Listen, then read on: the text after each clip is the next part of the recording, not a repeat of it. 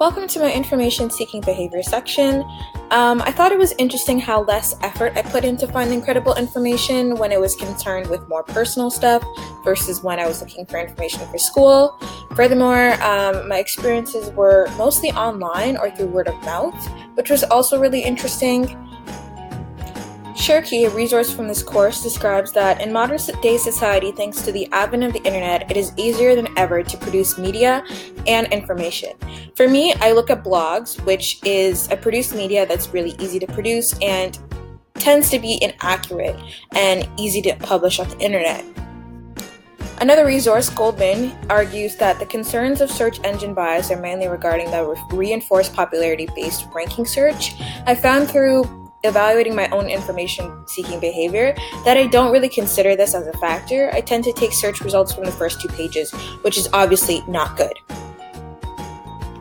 I was really surprised about the amount of effort that I put into searching my own information. It also surprised me that most of my information is from online sources like blogs or YouTube. I think that moving forward, I would approach the situation from more of a scholarly attitude and use less resources from YouTubes or blogs. So the first question that I asked was VR technology and its influence on real estate marketing. I did this on the first, and I basically sought it from NovNet, which is a database from the author Fisher.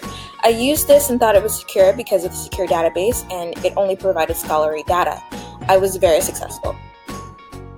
My question was about the weather in New York City, since I'll be going there in April. I found the information from my iPhone on the weather app, and I thought this was pretty credible because the weather network is fairly accurate most of the time that I use it, and I would say that I was fairly successful.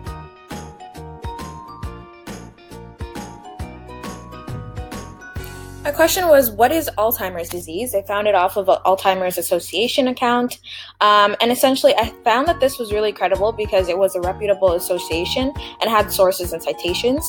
I searched this for a school project and was very successful.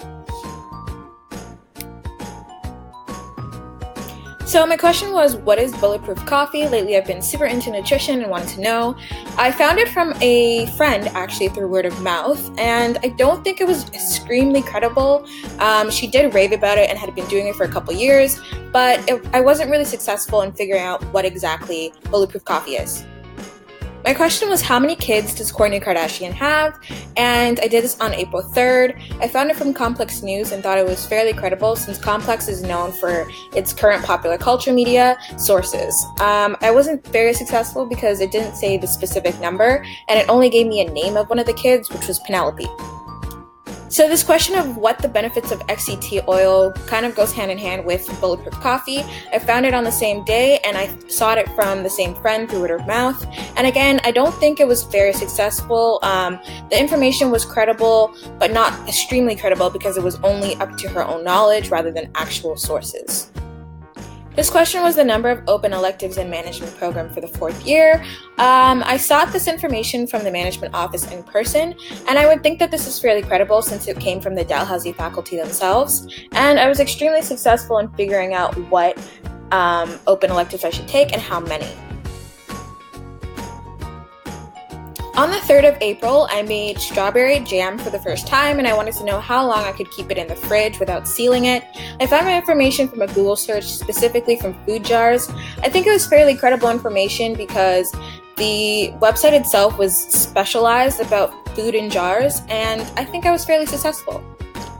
Here I was looking for a vegan peanut butter cookie recipe on the 3rd. I found it from a blogger called Chocolate Covered Katie, and I basically thought that it was credible due to looking at her comment section and seeing if other people had tried it and if the recipe was good.